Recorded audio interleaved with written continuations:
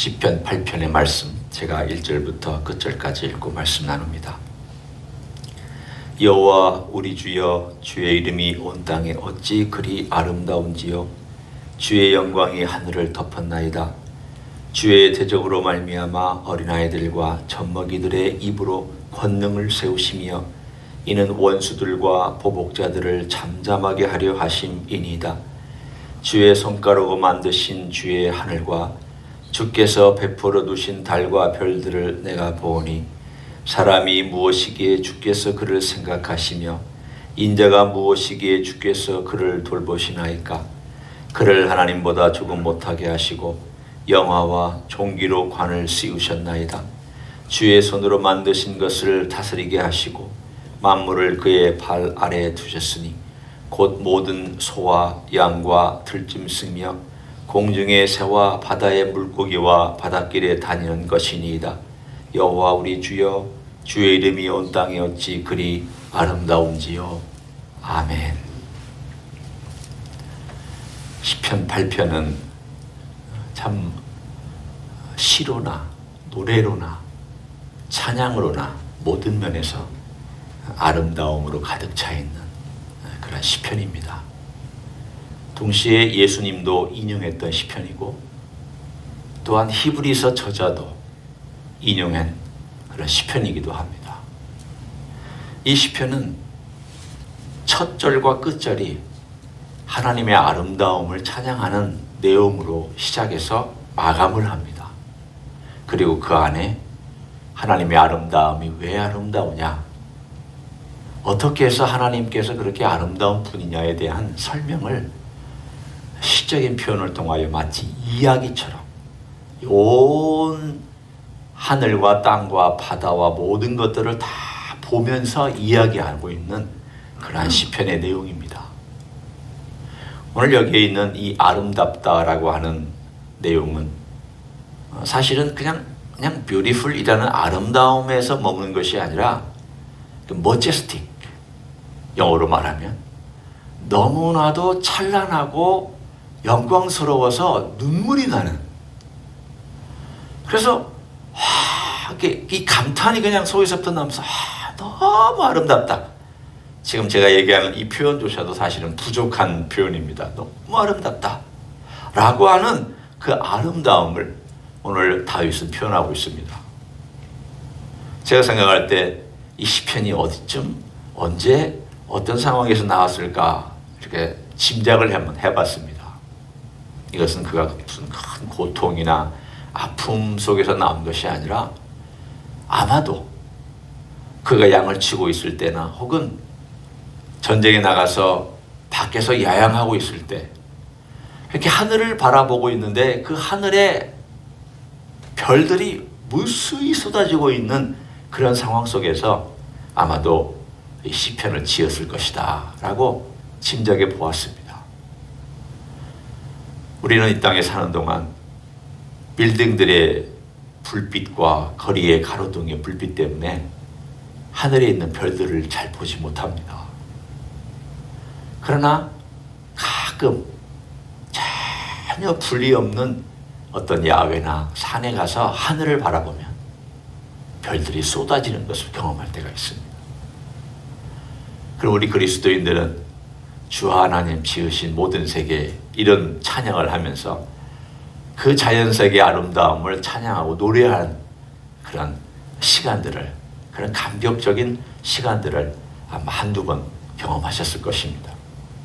오늘 그 장면을 생각하시면서 이 시편을 우리가 함께 보기를 원합니다. 왜 하나님이 아름다우신가? 왜 하나님께서 그렇게 위대하신가? 그분의 솜씨가 왜 그렇게 눈물이 날 정도로 찬란하고 아름다운가? 그것은 하나님께서 이 자연세계를 멋지게 만드신 그 내용에도 있지만 다윗의 관심은 하늘과 땅에 있는 다른 피조세계보다도 자기 자신과 인간에게 있었습니다.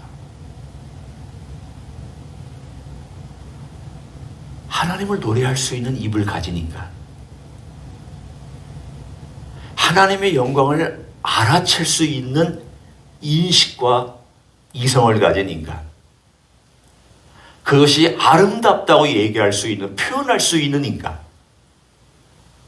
그리고 하나님께 그 아름다움의 속성을 노래하고 하나님이 이런 분이라고 얘기할 수 있는 인간. 그 인간이 얼마나 아름다우냐. 하나님이 아름다우니 그 인간이 얼마나 아름다우냐. 하나님이 위대하시니 그 멋진 작품을 하나님께서 만드신 우리가 얼마나 아름다우냐. 이 두 가지를 같이 연결해서 생각하고 있습니다. 우리의 아름다움은 결코 홀로 아름다움은 아닙니다. 우리는 하나님을 독립해서 아름답지 않습니다. 그러나 하나님 때문에 아름답고, 하나님이 아름답게 지으셨기 때문에 아름답고, 하나님께서 멋지게 만드셨기 때문에 아름답고, 하나님께서 거기에 엄청난 가치를 부여하시기 때문에 아름다운 존재가 인간입니다.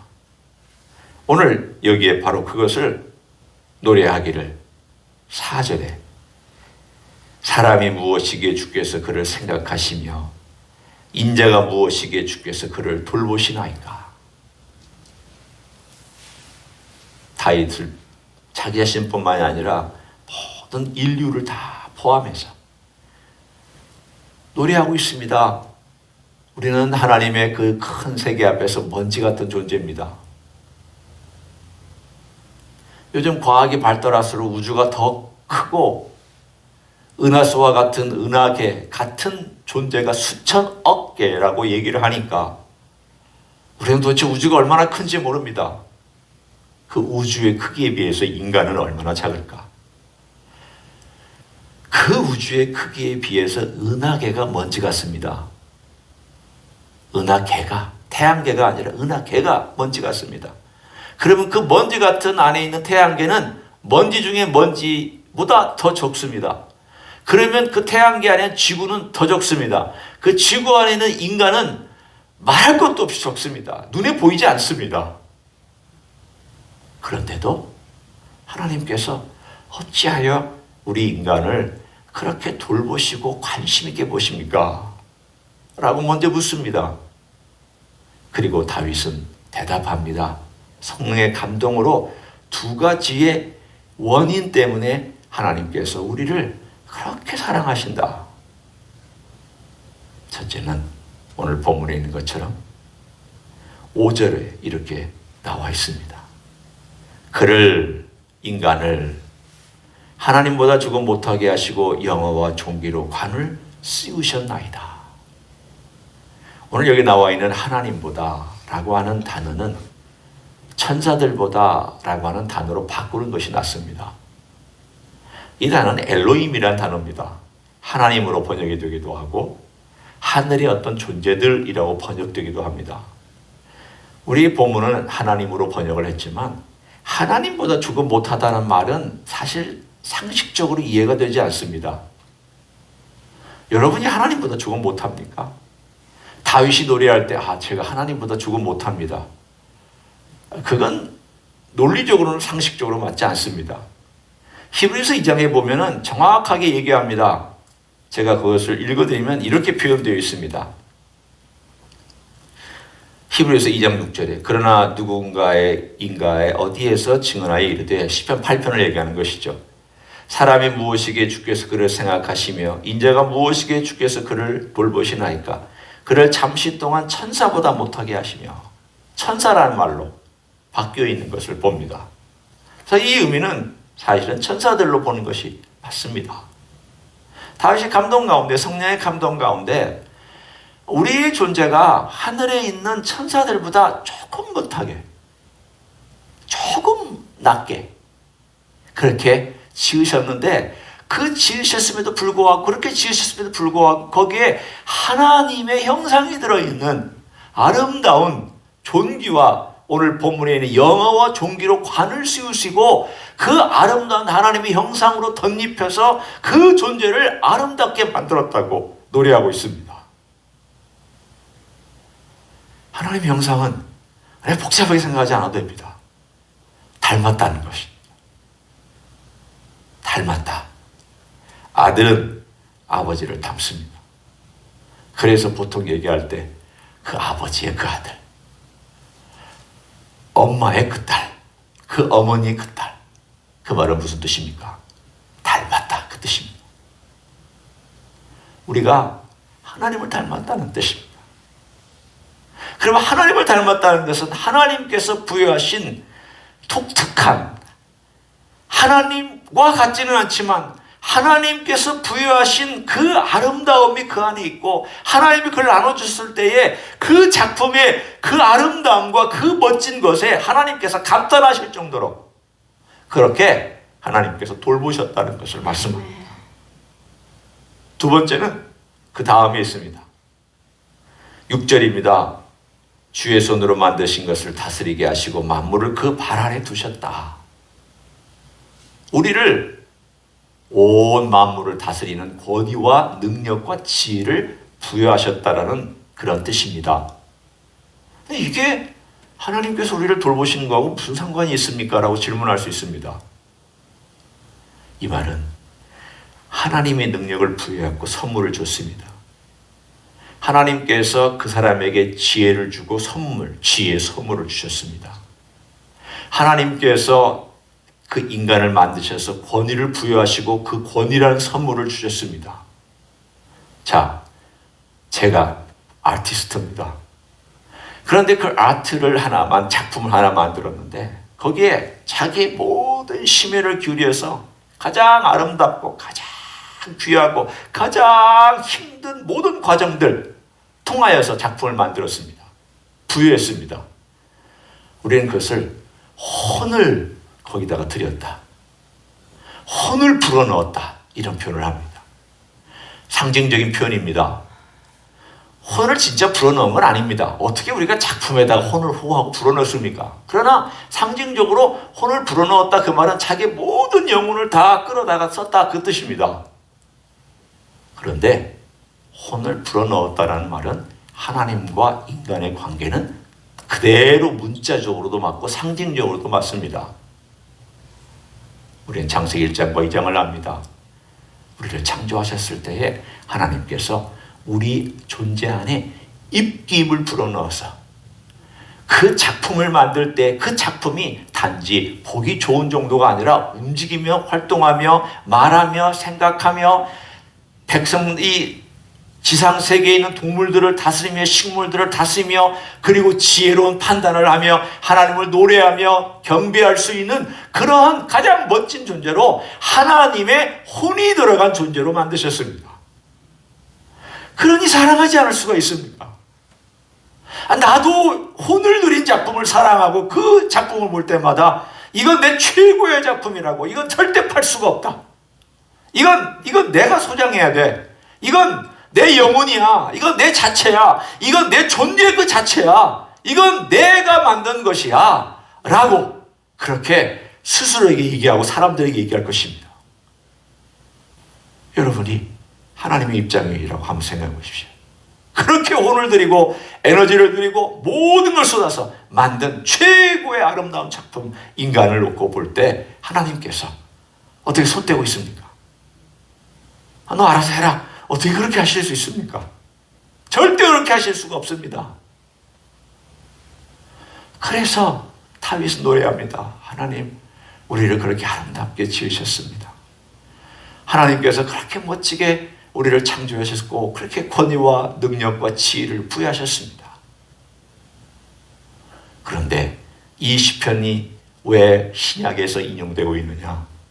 바로 천사보다 조금 못하게 하시고 라고 하는 바로 그 표현 가운데 우리 예수님도 들어와 있기 때문입니다.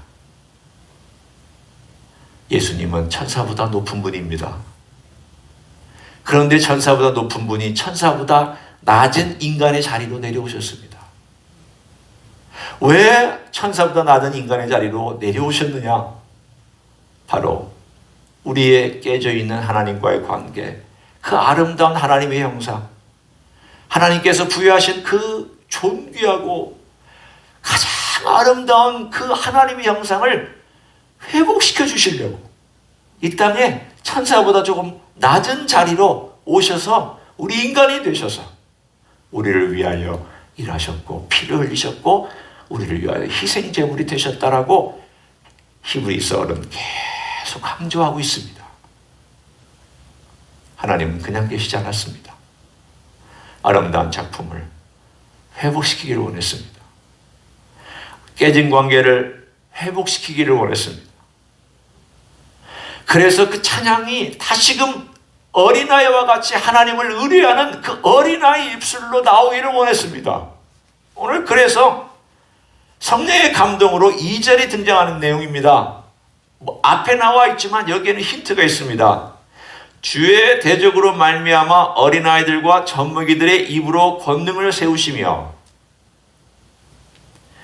그 말은 어린아이 같은 마음과 젖먹이와 같은 엄마와 아빠를 의지하고 그야말로 천명 모든 에너지를 다 바쳐서 자기의 엄마와 아빠를 사랑하고 바라보고 있는 그 어린아이가 그렇게 찾듯이 하나님을 찾는 자, 하나님께 부르짖는 자의 입술을 통하여 하나님의 영광을 받으시기를 원하십니다. 네.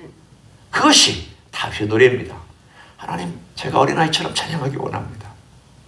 제가 젖먹이처럼 찾기를 원합니다. 제가 하나님만 찾기 원합니다. 여기에 이 노래에 힌트가 있습니다. 신약에 주어진 힌트가 있습니다. 예수님 계속 말씀하셨습니다.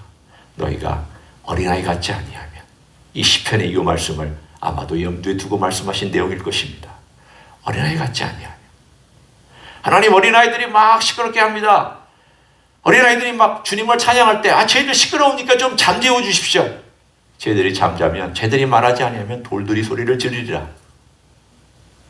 우리 주님께서 성전에 가셔서 가르치시고 주님께서 호산나 찬양하면서 예루살렘 입성했을 때 어린아이들이 막 박수치면서 예수님, 메시아 예수님 찬양하며 노래하는 그 이야기를 할 때 이 시편을 인용하셨습니다. 예수님 자주 쓰셨습니다. 왜? 내가 이 땅에 온 것은 시편 8편을 완성하려고 온 것이야. 내가 이 땅에 온 것은 너희들의 아름다움을 회복하려고, 우리 아버지가 원래 창조한 그 아름다운 형상을 회복하려고 내가 온 거야. 하늘의 별보다 너희가 더 귀하고 온 우주보다 너희가 귀하기 때문에 내가 너희를 위해서 죽으려고 온 거야. 너희들의 그 깨진 관계를 회복하려고, 하나님과 아버지와 너희와 관계, 너희 안에 있는 내면의 그 아름다운 하나님의 형상, 이 모든 것을 나만이 회복할 수 있다.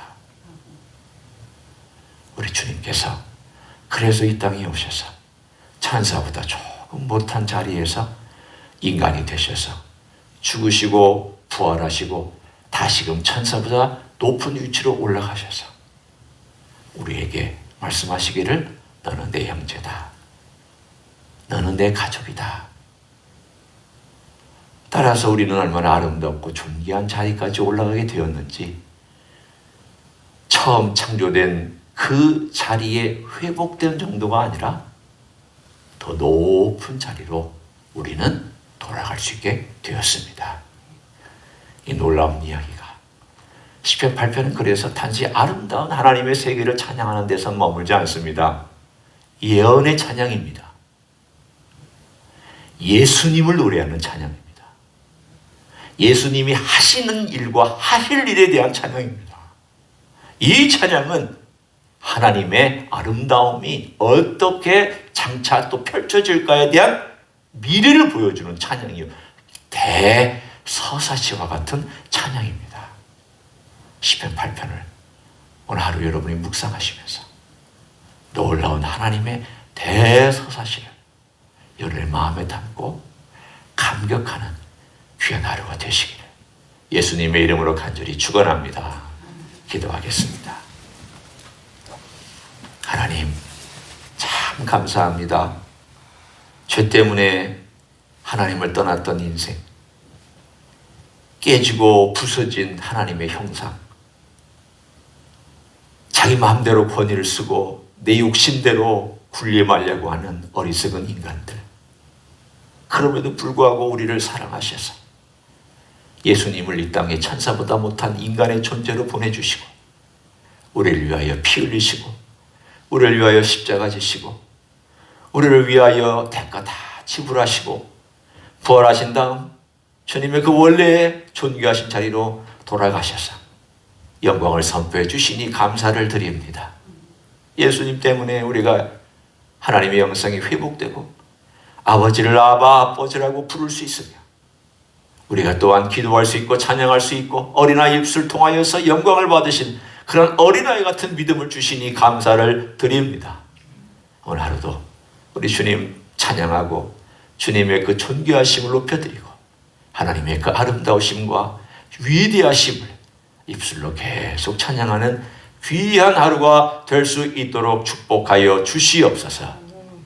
이제는 우리 구주 예수 그리스도의 은혜와 하나님 아버지의 극진하신 사랑과 성령 하나님 교통하심의 역사가 놀라운 일을 행하신 하나님의 위대하심을 찬양하며 또한 놀라운 일을 행하신 우리 주 예수 그리스도의 존귀하심을 찬양하고 성령님의 도우심을 구하며 살기를 소원하는 이 자리에 참여한 모든 종들 위해와 주임지 히스교회 위해와 이민교회들과 한국교회들과 선교사님들 위해 이제로부터 영원히 함께 하실지어다.